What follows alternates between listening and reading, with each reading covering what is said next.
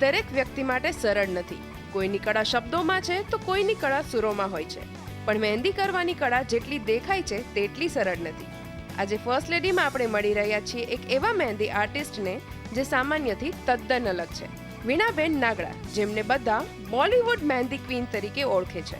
કરિશ્મા હોય કે કરીના, શિલ્પા શેટ્ટી હોય કે શમિતા શેટ્ટી, સોનમ કપૂર, ઐશ્વર્યા રાય, દીપિકા પદુકોણ કે પ્રિયંકા ચોપડા, જે દરેક વીણાબેનની મહેંદીના ચાહક છે. મોટી મોટી ફિલ્મો સાથે જેમણે ઉદ્યોગ જગતના દિગ્ગજોને પણ પોતાની કળામાંથી બાકાત નથી રાખ્યા, એવા વીણાબેને કેવી રીતે કર્યું શૂન્યમાંથી સર્જન અને કેવી રીતે બન્યા છે તેમના બાળકો તેમના આધાર સ્તંભ, જાણીએ તેમની જ પાસેથી. ફર્સ્ટ લેડીમાં આપણી સાથે જોડાઈ રહ્યા છે વીણા નાગડા, જે જીવતું જાગતું કહી શકાય કે ઉદાહરણ છે આનું, કે શોખને કઈ રીતે એક પ્રોફેશન બનાવીને આગળ વધાવી શકાય. વીણાજી, સ્વાગત છે આપનું CNBC બજારમાં. પહેલીવાર તો શોખ અલગ વસ્તુ હોય છે અને એને જોબમાં પરિવર્તિત કરીને આગળ વધવું એ અલગ વસ્તુ બની જાય છે. પણ પહેલાં તો તમે મહેંદી ક્યાંથી શીખ્યા? ના, હું શીખી જ નથી મહેંદી. અચ્છા, કઈ રીતે? એટલે અમારું ફેમિલી નોર્મલ જ હતું અને ત્યારે કંઈ બહાર કે ક્યાં જવા મળતું નહીં હતું. તો એમને જ એમ્બ્રોઇડરી, સાડી વર્ક્સ ને એ બધું અમે લોકો ઘરે ભરતા હતા. આભલા, મિરર વર્ક, કચ્છી વર્ક. તો એવી રીતે એમાંથી ડિઝાઇનો બધી મળતી હતી, તો એમાંથી ડેવલપિંગ થયું. પણ ત્યારે તમે ક્યારેક ડ્રોઈંગ ક્યારેક બનાવ્યું હશે કે ક્યારેક ક્યાંક મહેંદીની ક્યારેક ડિઝાઇનો બનાવવાની કોશિશ કરી? ના, એ પણ નથી. મારું ડ્રોઈંગ પણ સારું નહીં હતું સ્કૂલમાં. તો પછી મહેંદીની શરૂઆત કેવી રીતે થઈ? આ મહેંદી એક મારા હાથમાં કેવી રીતે આવી ગયું એ મને પોતાને જ ખબર નથી. પણ મારે ફેમિલી ફ્રેન્ડ હતા ડૉક્ટર, એમના દીકરીના લગ્ન હતા. તો એ બધું ફોરેન ને બધું જાય ડૉક્ટર. તો ફોરેન જાય એટલે ઓલું બધું કોસ્મેટિક હોય, લિપસ્ટિક, આ તે મેકઅપનું સામાન. તો મારી બેને કીધું કે તું જા એમને ત્યાં મહેંદી મૂકવા. એમની દીકરીના મેરેજ હતા, તો 15-20 જણને મહેંદી મૂકવાની હતી. તો મને કહે કે તું જા ને, તું આમને આમ ડ્રોઈંગ ને બધું કર્યા કરે છે, નાનું નાનું કંઈક કંઈક કરે, તો જા, કોન લઈને ખાલી મૂકવાનું જ છે, બીજું શું કરવાનું છે. તો એકચ્યુઅલી હું એ દિવસે મહેંદી મૂકવા ગઈ હતી બાંદ્રા. એ લોકો જ લઈ ગયેલા સાથે, કારણ કે બાંદ્રાનું આગળ રસ્તા પણ અમને ખબર નહીં હતા શું છે તે. તો એમના ઘરે મહેંદી મૂકવા ગઈ હતી.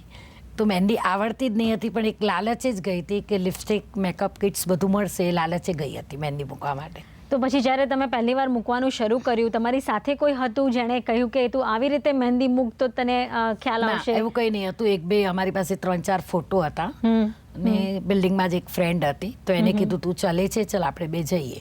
તો મેં એને પણ એમ જ કીધું કે આપણને આવી રીતે ગિફ્ટ મળશે કંઈ પણ. તો એ ચાલી મારી સાથે. પછી અમે લોકો થોડાક એવા પેપરમાંથી બધા ફોટોગ્રાફ્સ હતા ને એ લઈને ગયા હતા, ને એમાંથી બધાને નાનું નાનું મહેંદી મૂકતા હતા અમે લોકો. તો એ મહેંદી મૂકતા હતા ને ત્યારે પૂનમજી આવ્યા, પૂનમ ધિલ્લો. ત્યારે તો એક ખાસા સુપરસ્ટાર હતા. એ એમના ખાસ ફેમિલી ફ્રેન્ડ હતા. તો પૂનમજી મહેંદી મૂકવા બેઠા નીચે. તો એમણે એક જ હાથમાં મૂકવાનું હતું. પહેલાં કીધું એક હાથ મેં લગાના હૈ. तो हम लोग में स्टार्ट करी एमना हाथ में मेहंदी. तो कहीं बहुत अच्छा है, दूसरे हाथ में भी लगाना है.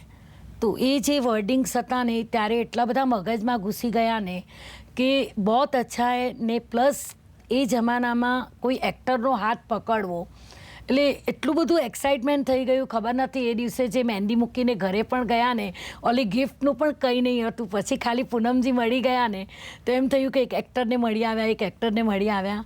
અને એ એકદમ જ માઇન્ડમાં ઘર કરી ગયું કે ના, આ મહેંદીમાં કંઈક છે. તો એમાં હવે કંઈક આગળ કરવું છે.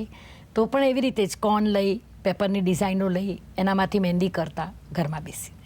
ખરી વાત છે. પણ ત્યારે જ તમે કીધું તમે એક સામાન્ય પરિવારમાંથી આવો છો. જ્યારે તમારો જ્યારે સમય હશે કે તમે જ્યારે આ પહેલ કરી હશે ત્યારે કદાચ કન્ઝર્વેટિવ હોઈ શકે, કારણ કે ભણવાની પણ છોકરીઓ ખૂબ ઓછું ભણતી હતી અને ઘરકામ વધારે કરતી હતી, જે રીતે ટિપિકલી ગુજરાતી જૈન ફેમિલી હોય.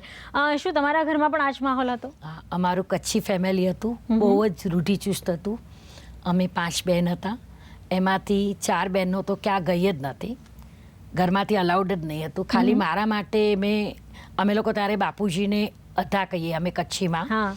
તો એમને મેં કીધેલું કે હું પાસ થઈશ ને તો હું કોલેજ જઈશ, મને જવું જ છે કોલેજ. ને મને ફર્સ્ટ ક્લાસ પણ આવેલું. પણ ઘરની કન્ડિશન અને પોઝિશન એવી હતી કે આગળ ભણવા ન મળ્યું. તો ઘરે બેસીને એમ્બ્રોઇડરી ને આ બધું અમે લોકો કરતા હતા. એ એમ્બ્રોઇડરી તો પહેલેથી જ કરતા હતા. દિવસમાં 100 આબલા ભરીએ એટલે 10 રૂપિયા મળે, 100 આબલા ભરવાના. એમ કરતાં કરતાં ફેમિલી ડૉક્ટર નટુભાઈ વૈદ્ય હતા, એની પાસે દવા લેતા હતા. તો એ પપ્પા એમનું ખાસ બધું સાંભળે. તો હું SSC પાસ થઈ હતી તો કે તું એમને ભણવા નથી મોકલતો તો મારે ત્યાં ફેક્ટરીમાં મોકલાવી દે, મારા પપ્પાને કીધું હશે. તો એમણે એ દિવસે ખબર હતી કેવી રીતે હા પાડી, હા કહે જાઓ ફેક્ટરીમાં, વાંધો નથી. એટલે શેનું કામકાજ હતું એ ફેક્ટરી? ફેક્ટરીમાં કેપ્સ્યુલ ને બધું બનાવવાનું. અચ્છા, ભરતકામમાંથી તમે આ તરફ વળ્યા, કઈ રીતે? એટલે એકચ્યુઅલી બહાર નીકળવું હતું, ઘરમાંથી બહાર નીકળવા મળતું જ નહીં હતું. તો એકચ્યુઅલી તો ઘરમાંથી બહાર નીકળવું હતું કે ક્યાંક જઈએ બહાર. તો એ ફેક્ટરીમાં સવારના 8 વાગે જઈએ, સાંજના 4 વાગે આવવાનું, 6 રૂપિયા જ પગાર હતો. પણ એક ઓલું હતું કે ઘરમાંથી બહાર નીકળવા મળતું હતું, એટલા માટે ચાલી ગઈ ફેક્ટરીમાં. તમારું રહેવાનું ક્યાં હતું ને આ કામકાજનું ક્યાં? જાણ કે તમે કીધું બાંદ્રા પણ તમે એકલા ક્યારે ગયા નહોતા, એ રસ્તો તમે ક્યારે જોયો નહોતો, તો પછી કઈ રીતે એ SSC કરી અને સીધું ઘરની બાજુમાં જ હતું એમનું દવાખાનું, નટુભાઈ વૈદ્યનું. તો એટલું થોડુંક જ જવાનું, સવારના 10 મિનિટનો જ રસ્તો હતો ઘરથી. ઓકે. તો દેરાસર જઈને પછી ત્યાં જવાનું ફેક્ટરીમાં કામ કરવા. પણ એક જ ધ્યેય હતો કે ઘરમાંથી બહાર નીકળવા મળ્યું બહાર. ને મારા વિચાર થોડા બધી બહેનોમાં અને મારા થોડા અલગ હતા કે નહીં મને કંઈક કરવું છે. ઓલું એમ્બ્રોઇડરી આ તે ભલે કરતી હતી ઘરમાં, એ જબરજસ્તી કરવું પડતું હતું કારણ કે બધાને કામ કરવું પડે કંઈ પણ, તો એ કરવું પડતું હતું. કાં પછી રસોઈનું કરવું પડે, તો એ મને ક્યારેક ન ગમે તો હું ન કરું. બરાબર. તો તમને પહેલાથી બહારનું એક કહેવાય એટ્રેક્શન હતું, બહારની દુનિયા જોવાનું એટ્રેક્શન હતું કે ઘરની 4 દિવાલીમાંથી પણ બહાર નીકળીએ તો એક અલગ દુનિયા છે? હા, એ પહેલેથી જ હતું કે એવી રીતે હતું કે નહીં મારે કંઈક કરવું છે. એટલે ભણવા પણ જવું હતું પણ ભણવા નહીં મળ્યું મને. પછી સફર કેવી રીતે આગળ વધ્યું? ફેક્ટરીની નોકરી છોડી પછી શું કર્યું? હા, બસ એ મેં કીધું ને કે આ મારી બહેનના ફેમિલી ડૉક્ટર હતા ને, એની દીકરીના મેરેજ હતા. તો એવી રીતે કરતા હું ત્યાં મહેંદી મૂકવા ગઈ ને, તો પછી ત્યાં એવી રીતે ખબર પડી કે 10 રૂપિયાનો એક હાથ હોય, આમ હોય તેમ હોય, મહેંદીમાં આવી રીતે પૈસા મળે. પહેલાં પૈસાનો કંઈ ખબર નહીં હતી. તો ત્યાં બ્રાઇડને મૂકવા માટે કોઈક આવેલું, તો એ બેન સાથે થોડી વાતચીત કરી તો એટલી ખબર પડી કે 10 રૂપિયાનો એક હાથ હોય ને. તો પણ અમે તમે કયા વર્ષની વાત કરો છો જ્યારે 10 રૂપિયાનો એક હાથ હતો? SSC મેં પાસ કરી 79-80ની વાત છે. 10-15 રૂપિયાનો એક હાથ હતો એવી રીતે. ને અમારે તો બિલ્ડિંગમાં અમારી ફ્રેન્ડ મૂકી આપતી હતી, એટલે અમને પ્રાઇઝનું કંઈ ખબર નહીં હતી શું હોય. એ લોકો બધા, મને મેકઅપ પણ નહીં આવડતું હતું, મને બ્યુટી પણ નહીં આવડતું હતું. બધી ફ્રેન્ડો ક્યારે મહેંદી મૂકવી હોય તો કોણ મંગાવે, પછી ફર્સ્ટ એ લોકો બધા મૂકી લે, પછી લાસ્ટ મને મૂકવાનું. તો એવું કંઈ ખબર જ નહીં હતી. એ જે મૂકી આપે, જેવી ડિઝાઇન કરી આપે, જેવું મેકઅપ કરી આપે એવું કરાવતા હતા. તમે એકવાર તો ગયા, ચલો તમારા ફેમિલી ડૉક્ટરનું ઘરે પ્રસંગ હતો અને તમે ત્યાં ગયા, પણ ત્યાર પછી ઘરે આવીને બીજી વાર જ્યારે ક્યાંક ઈચ્છા થઈ તમારે, કઈ રીતે તમે આ પ્રોફેશનને શરૂઆત કરી? કારણ કે ઘરમાં તમને ફક્ત ફેક્ટરીમાં જવાનું અલાવ હતું, ત્યારબાદ તમે ફર્સ્ટ ટાઈમ બહાર નીકળ્યા ક્યાંક મહેંદી લગાવવા માટે, એ પણ પહેલો જ અટેમ્પ્ટ હતો, તમે ક્યારે પ્રેક્ટિસ પણ નથી કરી. તો પછી બીજી વાર કયો પ્રયાસ કર્યો અને કઈ રીતે આગળ વધ્યા? એટલે આજુબાજુ બધાને મહેંદી મૂકતા હતા ને, એક ત્યારે શું ક્રેઝ થઈ ગયો હતો કે પૂનમ ઢીલોને મૂકવા ગયા છે. ઓકે. તો એ જે એક નામ પડી ગયું હતું ને, તો આમ બધાને આમ ખબર પડી ગઈ કે વીણા પૂનમ ઢીલોને મહેંદી મૂકવા આવડતી નહીં હતી. ઓકે. પૂનમ ઢીલોને મહેંદી મૂકવા ગઈ છે એટલે કંઈક. પછી અમે લોકો પણ એવી રીતે, ત્યારે એ વાત થયેલી ને ત્યાં 10 રૂપિયામાં હાથ હોય, તો અમે લોકો પણ કોઈને કહીએ કે અમે મહેંદી મૂકીએ છીએ 10 રૂપિયામાં હાથ. આવડતી નહીં હતી પણ અમે મૂકીએ છીએ. તો એવી રીતે વાતો કરતા હતા ને એમ કરતાં કરતાં થોડા ઘણા ઓર્ડરો મળવા લાગ્યા, બધું થવા લાગ્યું. બહાર જવાનું અલાવ હતું? ના, આજુબાજુ બિલ્ડિંગમાં, એરિયામાં, બિલ્ડિંગમાં. ને નોકરી છોડી દીધી હતી એ પણ મમ્મીને ખબર હતી, પપ્પાને નહીં ખબર હતી. ઓકે. એટલે એ જે ટાઈમિંગ હોય એની વચ્ચે 4-5 વાગે ઘરે આવી જવાનું, કે એમ થાય કે આપણે સર્વિસ કરીએ છીએ. અને મને મમ્મીનો ઘણો સપોર્ટ હતો, તો મમ્મીને ખબર હતી. મેં કીધું આવી રીતે મહેંદીમાં 10-20 રૂપિયા, દિવસના 30 રૂપિયા પણ મળી જતા હતા. જ્યારે અમે એમ્બ્રોઇડરી કરતા હતા તો સવારના 8 વાગ્યાથી બેસીએ રાતના 8 વાગ્યા સુધી 100 આભલા ભરાય, 100 આભલા. તો એ અમને લોકોને 10 રૂપીસ મળે. તો પછી મેં મમ્મીને કીધું જો બહાર આવી રીતે મળે છે તો હું બહાર જાઉં છું, તો મને જવા દે ને, મને બીજું કંઈ ગમતું નથી, મને કટિંગ પણ ન ગમે.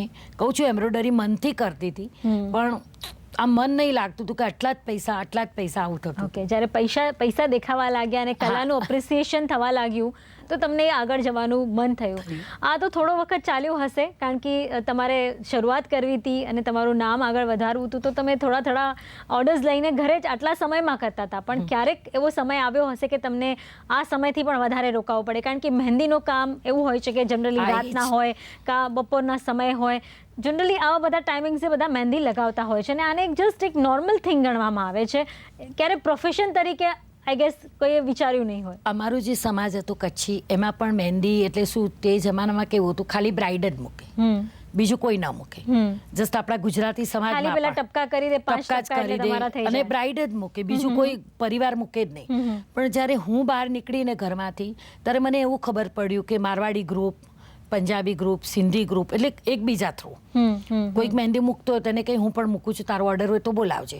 તો એવી રીતે કરતા વાલકેશ્વર, પેડર રોડ, નેપેન્સી રોડ, બે જણને મારવાડીને પણ મૂકીએ તો 35 રૂપિયા, 50 રૂપિયા એવી રીતે મળતા હતા. તો એવી રીતે કરતા બહાર ગયા તો એ લોકોના તહેવારો આવે, સિંધારા, તીજડી, રક્ષાબંધન. તો એ તહેવારોમાં પછી રાતના લેટ થવા લાગે, 8 વાગે, 9 વાગે. પછી મમ્મીને કે હવે ઓર્ડર લીધું છે તો પૂરું તો કરવું પડે, હું વચ્ચે ન નીકળી શકું આવી રીતે ઓર્ડરને. ત્યારે ટેલિફોન કે ફોન કંઈ નહીં હતા. તો એમ કરતાં કરતાં પછી પપ્પાને ખબર પડી ગઈ કે હું મહેંદી કરવા જાઉં છું. તો પછી ત્યાર પછી ઘરમાં ભૂચાલ આવ્યો, કઈ રીતનું કામ મોટો હતું? ભૂચાલ કે આ બધું છોકરીને કરાય નહીં, પછી લગ્ન નહીં થાય, આમ નહીં થશે, કારણ કે સમાજમાં કોઈ તે વખતે છોકરીઓ બહાર નહીં જતી હતી. તો મેં મમ્મીને કીધું, મમ્મી આપણે બીજું બધું કામ કરીએ છીએ, એમાં કેટલા પૈસા મળે છે, તો આ શું ખોટું છે? અને મહેંદી મૂકવા અમે લોકો બધી છોકરીઓ ભેગી જ જઈએ છીએ, કોઈ પણ એક છોકરી જ હોય છે મારી સાથે. તો શું પછી એમને પણ સમજાવ્યા કે જસ્ટ મનીની પણ ઘરમાં જરૂર હતી. તો કીધું કે આમાં પૈસા વધારે છે અને બીજું કંઈ નથી, બધું સારી પરિવાર છે, સારી જગ્યાએ જઈએ છીએ, વાલકેશ્વર, નેપેન્સી રોડ જઈએ છીએ. તો પછી થોડું ટાઈમ પછી માની ગયા અને થોડું ઘરમાં જરૂરત પણ હતી પૈસાની. તો પછી માની ગયા અને પછી મમ્મીએ પણ કીધું કે ભલે જાય છે બીજે ક્યાં તો નથી જતી ને કહીને જાય છે, અહીંયા જાઉં છું, ત્યાં જાઉં છું.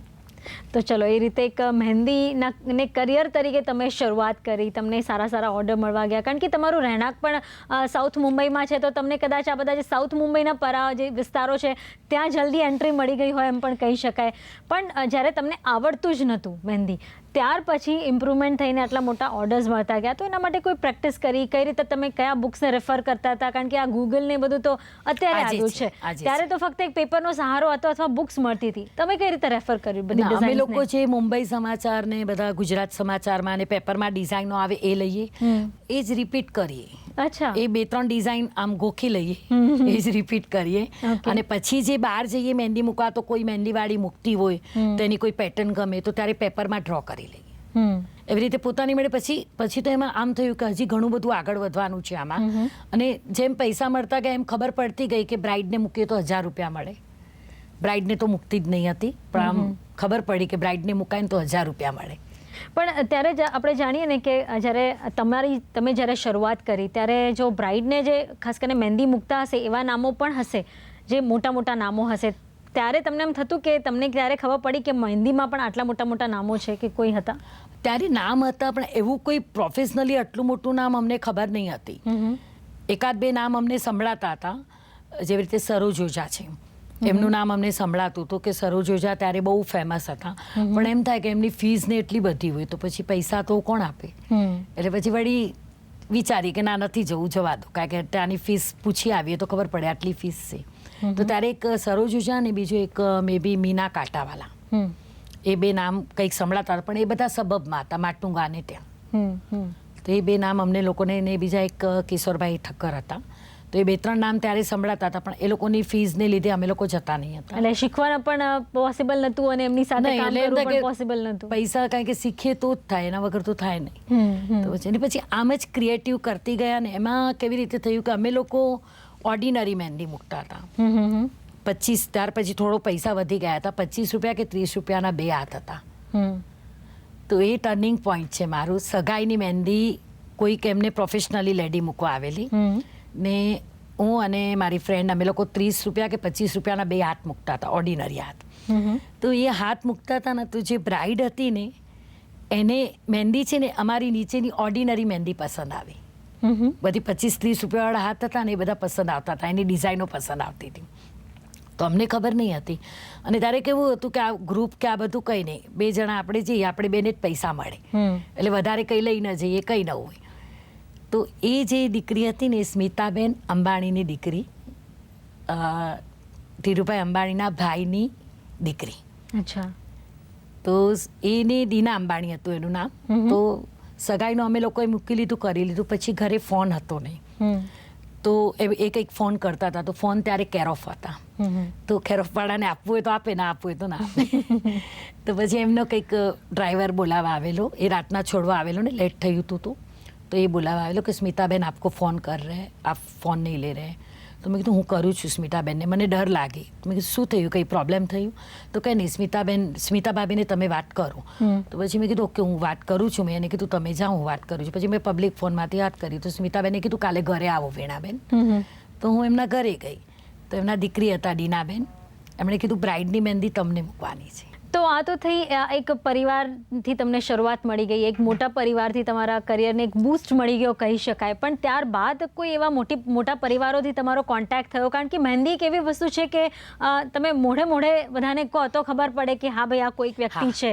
એ રીતે કયા ઓર્ડર મળ્યા? એવી રીતે મેં કીધું ને કે જેવી રીતે એમની દીકરીની મહેંદી હતી ને, પછી એમનું ફંક્શન છે ને તે ધીરુભાઈ અંબાણીના ઘરે થયું. એમના કંઈક પ્રોબ્લેમ હતું, મમ્મીની તબિયત ખરાબ હતી કે કંઈક હતું, આઈ ડોન્ટ નો, મને ખબર નથી. પણ એ ફંક્શન છે ને તે સી વિંગમાં થયું. ત્યારે એ અંબાણી ઘરે પણ અમે ફર્સ્ટ ટાઈમ ગયા અને ત્યારે એકદમ જ સરપ્રાઈઝ થઈ કે આટલું બધું મોટું બધું હોય.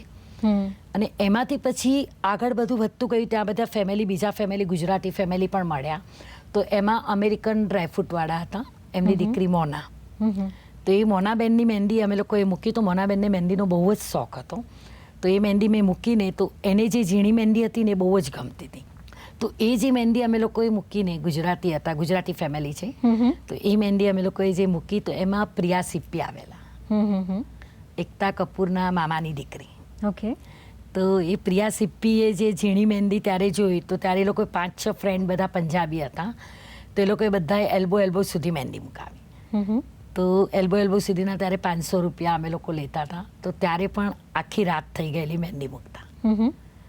તો ક્યારેક ઘણી વખત એવું થાય, આવા બધા કરિયર હોય, આવી બધી જોબ હોય, તો ઘરે પછી થોડું કોન્ફ્લિક્ટ થતું હોય છે. અને જો ગુજરાતી ફેમિલી હોય તો એક જ કામ હોય, આને પરણાવી દો. તો શું એવો સમય આવ્યો કે હવે વિચાર્યું કે ચલો આ બહુ લેટ નાઇટ થાય છે, હવે લોકો શું કહેશે, આ એક હંમેશા બધાના મનમાં હોય છે. તો શું એવો સમય પણ આવ્યો? હા, આવ્યો એવો સમય પણ કે ભાઈ હવે આ બહુ બહાર જાય છે. બાપુજી પણ કહેતા હતા કે રાતના લેટ થાય છે, આમ છે, તો હવે આપણે જલ્દી લગ્ન કરી નાખવા જોઈએ.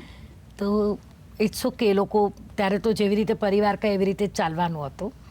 તો યસ, કરી દીધું. તો તમારા ઘરમાં બધાને ખબર હતી કે તમે કામ કરવાના છો, કે આગળ પણ કરવા માંગો છો, એવું તમે કહ્યું હતું જ્યારે મીટિંગ થઈ ત્યારે? મેં કીધેલું કે ના, હું મહેંદી તો મારું ચાલુ રાખીશ જ, મહેંદી હું બંધ નહીં કરું. ઓકે. તો ત્યાર પછી તમે કન્ટિન્યુ કર્યું લગ્ન પછી, તમારું આ મહેંદીનું આગળ સિલસિલો ચાલ્યો? હા, લગ્ન પછી હું છે ને પરણીને બહારગામ ગઈ. પછી મારે ફર્સ્ટ સન આવ્યો. તો એ મમ્મીના ઘરે હતી ડિલિવરી. તો પછી મેં કન્ટિન્યુ ચાલુ જ રાખ્યું. તો મમ્મીના ઘરે રહી હતી. પછી ત્યાંથી મેં કન્ટિન્યુ, મમ્મીને કીધું તું મારા બાબાને જોશે, તો મમ્મી હા પાડી. તો પછી મેં ચાલુ જ રાખ્યું. અને ફેમિલીમાં થોડાક હોય પ્રોબ્લેમ, તો પણ મને ફેમિલીનો સપોર્ટ સારો હતો, તો હું આ બધું આગળ કરી શકી. ખરી વાત છે, ફેમિલીનો સપોર્ટ હોવો જોઈએ. અને તમે ઘણીવાર એવું થાય છે કે બાળકોને સંભાળતા આવા બધા કામ કરવા, જેવી રીતે એક સરકારી જોબ તો નથી આ, કારણ કે 9 થી 6 તમે કામ કરીને સાંજે ઘરે પહોંચી જાઓ. આવા સમય, આ મહેંદી એક એવી વસ્તુ છે જેને સમય ખૂબ આપવો પડે છે, અને એને લગભગ સાંજનો સમય ને રાતનો સમય આપવો પડે છે જનરલી આપણે કરવા જઈએ તો. ત્યારે તમે ઘર અને આ બંને કેવી રીતે સાચવ્યું? જો પ્રોબ્લેમ્સ તો ત્યારે પણ થતા જ હતા, પણ મને પ્લસ છોકરાઓએ પણ મને ઘણો સાથ આપ્યો છે. સ્કૂલમાં ઓપન ડે હોય ત્યારે જવાનું હોય, ત્યારે આ પ્રોબ્લેમ થાય. એ લોકોના બર્થડે હોય ત્યારે ઓર્ડર હોય, તો ક્યારેક ક્લાયન્ટ સાથે કોમ્પ્રોમાઇઝ કરીએ, ક્યારેક છોકરાઓ સાથે કરીએ. અને ઓપન ડે હોય તો સ્કૂલમાં પણ પ્રિન્સિપલને ખબર હતી કે હું મહેંદી કરું છું, તો ઘણીવાર હું મોડી વહેલી જતી હતી, તો એ લોકો ચલાવતા હતા. પણ ત્યારે તમે કહો છો ફક્ત 25 રૂપિયા, 50 રૂપિયા, 100 રૂપિયા અને મેક્સિમમ 500 રૂપિયા મળતા હતા. તો તમારી મંથલી ઇન્કમ ત્યારે શું હતી? ત્યારે મંથલી ઇન્કમ 1000-2000 પણ મળતા હતા ને, પણ સારા લાગતા હતા. 2000 પણ કાંઈ કે અમે લોકોએ જે જોબ કરેલો ને 6 રૂપીસનો, એમાં 2000 અમારા માટે ઘણા બધા હતા. અને આનું કોઈ ફિક્સ નહીં હતું કે આપણે જેમ વધારે કામ કરીએ એમ વધારે મળે, પણ એ ટાઈમ પિરિયડમાં એટલા પૈસા પણ બહુ જ સારા લાગતા હતા. ખરી વાત છે. તો ત્યારે તમે પેપરમાંથી ને બધી ડિઝાઇનો ગોતવા લાગ્યા, પણ જ્યારે હવે તમને આટલા મોટા ઘરોથી ઓર્ડર આવવા લાગ્યા, તો તેઓ પણ ડિઝાઇનની માંગ કરતા હશે. કઈ રીતે તમે ડિઝાઇન ડિસ્કવર કરતા હતા? કઈ રીતે તમે બનાવતા હતા? કઈ રીતે તમે એમને જોઈતી મનગમતી ડિઝાઇન કરી આપતા હતા? એટલે અમુક જ્વેલરીની પેટર્ન હતી એ લેતા હતા. અમુક જેવી રીતે અમે લોકોએ મેં એમ્બ્રોઇડરી કર્યું હતું તો હું એમ્બ્રોઇડરીની ડિઝાઇનમાંથી પણ થોડી કેરી અંદરની જે લીવ્સ પત્તી બધી હોય ને એ લેતા હતા. પછી જેમ જેમ ટાઈમ ગયો એમ ત્યાં બારગામની મહેંદી પણ એની પણ ડિઝાઇનો થોડીક અમને પેપરમાં મળવા લાગી. તો એવી રીતે. અને બીજું જેમ ક્લાયન્ટ કહે કે મને આ જોઈએ છે, હવે જેવી રીતે મેં દીના અંબાણીની મહેંદી મૂકી તો એણે ડિઝાઇન પોતાની આપી કે આ કેરી, આ વેલ, આ આટલી ચીજો મને જોઈએ છે. તો એને અમે લોકો એક પેપરમાં આખી ક્રિએટ કરીને એને પેપર બતાવી દીધું કે આવી રીતે થશે. તો એ મહેંદી પછી અમે લોકો ત્યારે એને બતાવીને એને કીધું આ ઓકે છે. તો હવે એકવાર શું છે કે એક નામ પણ મળી ગયું, પ્લસમાં જેવી રીતે આપણે કહીએ છીએ કે એક મોટું નામ હોય તો એની પાછળ બધું આવે, એવી રીતે બધું આવવા માંડ્યું. અને બીજું એક ખંત હતું, અને મેં તમને કીધું કે અમે ક્યારેય પણ ઓર્ડર્સને ના નહીં પાડતા. હું ક્યારેક બસમાં જતી તો હું રડી પણ લેતી, કારણ કે મને એમ થતું કે મેં કીધું છે કે હું 8 વાગે ઘરે પહોંચીશ, પણ પછી દીકરા હતા તો એમ થતું કે ના હવે પહેલાં ઓર્ડર કરવું પડશે પછી ઘરે પહોંચીશ. ઓકે, એટલે ઘરે પણ કોઈ રાહ જોઈ રહ્યું છે, એમને ત્યાં પણ પહોંચવાની એક લાલસા હોય અને સાથે કામ પણ કરવું એટલું પણ જરૂરી હોય. બહુ જરૂરી હતું, કારણ કે આગળ પછી તો મારે દીકરાને પણ ભણાવવું હતું, કારણ કે એક સપનું જોઈ લીધું હતું મેં કે દીકરાઓને હું ટોપ પર જ પહોંચાડીશ. તો એ સપના માટે પણ પછી થોડું એને સમજાવી લઈએ, કંઈ ગિફ્ટ જોઈએ તો ગિફ્ટ લઈ આપું. તો એવી રીતે બધું એડજસ્ટમેન્ટ ચાલતું હતું. અને મારે ખાસ મમ્મી અને બેને બહુ સપોર્ટ કર્યો છે મારી લાઈફમાં. ખરી વાત છે, કોઈ એકનો સપોર્ટ હોય ફેમિલીમાં તો તમે આગળ વધી શકો, અને ફેમિલી જ એક તમને કહી શકાય કે આગળ વધવામાં ખાસી હેલ્પ કરી શકે. પણ જ્યારે મહેંદીની જ વાત આવે છે તો આ ઓર્ગનાઇઝ સેક્ટર નથી. તમે જુઓ તો આ ઘરે ઘરે જઈને આપણે કરવું પડે છે. તમે જ્યારે શરૂઆત કરી ત્યારે તમે તમારા ફ્રેન્ડ જતા હતા, પણ શું ક્યારેક તમને એમ થયું એક સમયે પહોંચીને કે હવે તમે પોતાની એક ટીમ બનાવો જેને તમે હંમેશા બધી જગ્યાએ લઈ જઈ શકો અને જે સારામાં સારું કામ પરફોર્મ કરે? કઈ રીતે આ ટીમ બનાવી? એ પણ બધી અમારા એરિયાની દીકરીઓ હતી બધી. જેવી રીતે હું અનમેરિડ હતી ત્યારે પણ એ લોકો મારા સાથે ચાલતી હતી. એ લોકો SSC કરીને લગભગ, કારણ કે બધાનો પ્રોબ્લેમ અમારા લોકોનો ક્યાં હતો કચ્છી સમાજનો કે બહાર નીકળવા ન મળે ઘરમાંથી. બરાબર. તો એ બધી છોકરીઓ હતી તો એ લોકો શું કહે, વીણાબેન સાથે જઈએ છીએ, એટલે એ લોકોના મમ્મી પપ્પા પણ એ લોકોને રજા આપી દે. તો એ બધી છોકરીઓ જે 8-10 છોકરીઓ હતી ને એ લોકોએ મારા સાથે બહુ જ કામ કર્યું છે. બરાબર. તો તમે જ્યારે એક કહી શકાય કે મોટા મોટા ઘરોમાં મહેંદી કરવાની શરૂઆત કરી, પણ આજે જે વીના નાગડા બોલિવૂડ મહેંદી ક્વીન કહેવાય છે, બોલિવૂડમાં કેવી રીતે એન્ટ્રી મળી? હા, બસ એ પ્રિયા સિપ્પીની જે હતી ને મહેંદી ત્યારે કરીને, તો એના પછી કન્ટિન્યુ એકબીજાને જેવી રીતે મેં કીધું ને પંજાબી ફેમિલીમાં ઝીણી મહેંદી બહુ જ ગમે, તો એવી રીતે એકબીજાને ખબર પડતી ગઈ, એવી રીતે બધા કહેતા ગયા. અને ત્યાં જે સુનીતા કપૂર આવેલા, નીતુ સિંઘ હતા, પછી સુનીતા કપૂર એ દિવસથી કરીને આજ દિવસ સુધી એમને ત્યાં હું મહેંદી મૂકવા જાઉં છું. ત્યારે સોનમજી 10 વર્ષના હતા. ઓકે, અને આજે હવે એકદમ ટોપ એમને મહેંદી બહુ જ ગમતી હતી સોનમજીને. નાની નાની બેબીઓ 3-4 ભેગી થઈ જાય, એલ્બો સુધી, હાથમાં પગમાં બધે જ મુકાવે. તો એવી રીતે ઇન્ડસ્ટ્રીમાં હું ત્યારે આવી જ ગઈ. એના પછી મેં ફાલ્ગુની પાઠકનો એક આલ્બમ કરેલું, મેને પાયલ જો ખનકાઈ. તો એ આલ્બમમાં સિલ્વર ગોલ્ડન મહેંદી અમે લોકોએ મૂકી હતી. તો એ આલ્બમ કરણજીએ જોયો. તો કરણ જોહરે એ આલ્બમ જોયો, એમાંથી મને કભી ખુશી કભી ગમ મૂવી મળી ફર્સ્ટ. અરે વાહ, સરસ. એટલે એક પર્સનલ ફક્ત ફેસ્ટિવલમાં કરવાનો એક મોકો તો મળ્યો, સાથે મૂવીમાં કામ કરવાનો પણ મોકો મળ્યો. First time. એ એક્સપિરિયન્સ કેવો હતો? ત્યાં કેવું કામ હોય?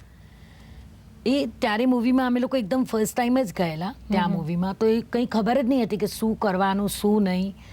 જસ્ટ હું કરણજીને પણ ઓફિસમાં મળવા ગઈ હતી ત્યારે પણ મને ખબર નહીં કે કંઈ ડિરેક્ટર હોય, ડાયરેક્શન હોય, આ બધું કોઈ ચીજ ખબર નહીં હતી. પણ એક બસ એક ખુશી હતી. તો ત્યારે અમે લોકોએ જે ફાલ્ગુની પાઠકના આલ્બમમાં ડાઈ મહેંદી મૂકી હતી, પણ જસ્ટ આપણે કહીએ ને થોડીક ચાપ્ટરગીરી કે અમે લોકોએ નેલ પોલિશ બતાવી દીધી કે રોજ નિકાલને કા રોજ લગાને કા. ઓકે. તો એ પણ થોડો સ્વાર્થ હતો કે 10 દિવસ શૂટિંગમાં જવા મળશે, એટલે રોજ કરીનાને મહેંદી મૂકવાની અને રોજ કાઢી નાખવાની નેલ પોલિશ મહેંદી. કે ડાઈ મહેંદી છે ને એમાં રિએક્શન આવી શકે, તો પછી મેં ના પાડી કે હું ડાઈ મહેંદી નહીં મૂકું, અમે નેલ પોલિશ મૂકીશું.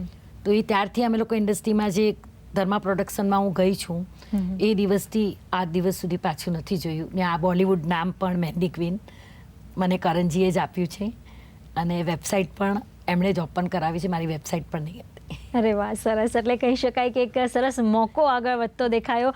પણ જ્યારે મહેંદીના એક રિએક્શનની તમે વાત કરી, કારણ કે મહેંદી જનરલી સેન્સિટિવ હોય છે, આપણે કલર જ્યારે લાલ આવે છે ત્યારે તો બહુ ગમે છે, પણ એના લીધે ઘણા રિએક્શન્સ પણ ઘણા સ્કિનને થતા હોય છે. તમે મહેંદી ચૂઝ કરવામાં કઈ રીતે કામ કરો ના, છો? મહેંદીનું પાવડર છે ને મારું, હું 37 યર્સથી મહેંદી મૂકું છું. તો મહેંદીનું પાવડર એક જ જગ્યાએથી આવે છે. એ સોરજત ગામ છે મારવાડનું, ત્યાંથી આવે છે એ પાવડર. અને આ જે તમને જે રિએક્શનનું કીધું ને, એ ડાઈ મહેંદી હતી, બ્લેક કલરની ડાઈ મહેંદી. એટલે એમાં પણ હવે ઘણા બધા પેટર્ન આપણે આવી ગયા છે, હવે તો ઘણા બધા આવી ગયા છે. ઘણું બધું આવી ગયું છે. તો એના કોઈને ખબર નથી હોતી કે કઈ વસ્તુ કઈ રીતે કરવાથી કેટલું રિએક્શન આવશે. ફક્ત એક દેખાવ સારો લાગે એટલે બધું સારું હોય એવું જરૂરી નથી. અને મહેંદી એક એવી વસ્તુ છે કે જેમાં કલર હોય તો જ એની શોભા હોય છે. હા, તો એ મહેંદી, હર્બલ મહેંદી જે છે એ સારી જ વાપરવી જોઈએ. અને ડાઈ મહેંદી જે હતી ને, તો ડાઈ ત્યારે શું હતું, બ્લેક કલરની ડાઈ હતી ને, તો એ એક લાઈન મૂકીએ ને તો એ 4 દિવસ ચાલે. ઓકે. બ્લેક જ ડાઈ, પછી એમાં ખાલી રેડ ભરવાનું રહે. તો એ મહેંદી ત્યારે બહુ ચાલેલી, પણ પછી એમાં રિએક્શન આવવા લાગ્યું એટલે પછી અમે લોકોએ બંધ કરી નાખી કે અમારા ક્લાયન્ટને ચાલે જ નહીં, બિલકુલ જ. બરાબર. તો જ્યારે તમે પસંદગી કરો છો, ઘણી એક જ જગ્યાએથી તમે આટલા વર્ષોથી મંગાવી રહ્યા છો, પણ એમાં ઘણી પેટર્ન પણ આવી હશે. લાઈક તમે ડાય મહેંદી કીધી કે નેલ પોલિશથી તમે બોલિવૂડમાં એન્ટ્રી લીધી કે આપણને બોલિવૂડમાં દેખાય કે રોજ અલગ અલગ આટલા શૂટિંગ, કારણ કે એક દિવસનું નથી હોતું, 15 દિવસ બી ખેંચાઈ જાય છે. તો આટલા દિવસ એક જ ટાઈપની મહેંદી કેટલી દિવસ રહી શકે? તો કઈ રીતનો ઇનોવેશન તમે લાવ્યા મહેંદીમાં? એ મેં કીધું ને, જેમ ટાઈમ જતો જાય તેમ બધું નવું કાઢવું જ પડે. હવે ઇન્સ્ટન્ટ મહેંદી કહે કોઈ, અમને ઇન્સ્ટન્ટ મહેંદી કરવી છે, તો ત્યારે એવી કોઈ ચીજ હતી જ નહીં. તો અમે લોકોએ નેલ પોલિશ જસ્ટ કોનમાં ભરી, પહેલાં બ્રશથી લગાડતા હતા, પછી કોનમાં ભરી ને સ્ટાર્ટ કરી. તો એ મહેંદી બધાને ગમવા લાગી ને ઇન્સ્ટન્ટ રિમૂવરથી નીકળી જાય. એ ચાલતું હતું ત્યાં સુધી અમે લોકો ફાલ્ગુની પાઠકનો આલ્બમ કર્યો. તો ફાલ્ગુની પાઠકના આલ્બમમાં સિલ્વર ગોલ્ડન એ લોકોના કપડાં હતા, તો એમાં એને જરદોશી મહેંદી. તમે પોતાનો ઇન્સ્ટિટ્યૂટ ચાલુ કર્યું, તમે પોતે ટ્રેનિંગ આપો છો? ટ્રેનિંગ શું છે કે 2 મહિના 3 મહિના અમારા ક્લાસ હોય છે, માર્ચ એપ્રિલ મેમાં. તો ત્યારે અમે લોકો પહેલેથી ઝીરોથી કરી, કોણ કેમ બનાવવાનું થી કરી, નોર્મલ મહેંદી કેમ મૂકવાની, પ્લસ બ્રાઇડને કેમ મૂકવાની, ને પ્લસ એ લોકો મારા સાથે કામ કરવું હોય તો કરે, ને તો પોતાની રીતે પણ એ લોકોને કેમ કરવાનું, એ બધી જ ટ્રેનિંગ એમાં અપાય છે. તો એક ખાસ આજની નારીઓને છે, જ્યારે બોલિવૂડની વાત આવે તો આજે કહેવાય છે કે તમારું નામ છે, દરેક બોલિવૂડ એક્ટર એક્ટ્રેસીસ તમારી પાસેથી મહેંદી મુકાવવાનું પસંદ કરે છે. કઈ ફેમિલી સૌથી વધારે ગમે છે? નહીં, મને બધા જ ગમે છે, કારણ કે આજે હું એ લોકોની સાથે બેઠી, એ લોકોનું હાથ પકડીને મહેંદી મૂકી, ને મારા માટે બધા જ ગુડલક છે. જે ટાઈમે જે વ્યક્તિ મને મળી છે એ ગુડલક જ છે. મેં કીધું કભી ખુશી કભી ગમથી જૈસે મૂવીમાં મેં એન્ટ્રી કરી, તો એવી રીતે પ્રિયા સિપ્પીની મૂકી હતી, તો એમાં ફરાહ ખાનને એ મળેલા. તો ફરાહ ખાને પોતાના લગ્નની મહેંદી મુકાવી, તો એમાંથી મને સુઝાન ખાનની મહેંદી મળી. તો કોઈને કોઈ જગ્યાએ મને કોઈને કોઈ કામ આવ્યું જ છે. પણ સુઝાન ખાનની મહેંદી મૂકવા હું જ્યારે બેંગ્લોર ગઈ હતી, ત્યારે સંજયજી 2 જ વર્ડ બોલેલા કે આપકો નહીં, આપકે આર્ટ કો બુલાયા હૈ. એ મને મારા માટે બહુ ખુશીનો વર્ડ હતા. અને સોનમજીની મમ્મી જેવી રીતે સુનીતાજી, કે ત્યારે મેં મહેંદી મૂકી હતી, આજ સુધી કડવા ચોથની મહેંદી મૂકવા હું જ જાઉં છું એમના ઘરે. તો એ મને બહુ જ ખુશી થાય છે. હું કહું છું ને, કોઈ પણ વ્યક્તિ મને મળે તો વીનાજી બોલે તો એ મારા માટે બસ છે. કોઈ પણ હિરોઈન કરીનાજી હોય, કરિશ્માજી હોય, તો એ લોકો જી કહીને બોલાવે તો મને બહુ જ ખુશી થાય છે. તો આજે બધા જ ફેમિલી મારા માટે તો બધા જ બેસ્ટ છે. ખરેખર તમે આજે તમારા પગભર ઊભા છો, આટલા એક કન્ઝર્વેટિવ ફેમિલીમાંથી આગળ આવીને એક પોતાનું અસ્તિત્વ બનાવ્યું છે. ખૂબ જ સરસ. અને અમારા ખાસ કરીને દર્શક મિત્રોને આટલા ઉત્સાહિત સારા વર્ડ્સ તમે કહ્યા તે બદલ પણ આભાર, અને અમારી સાથે આખી આ ચર્ચામાં જોડાયા તે બદલ આપનો ખૂબ ખૂબ આભાર.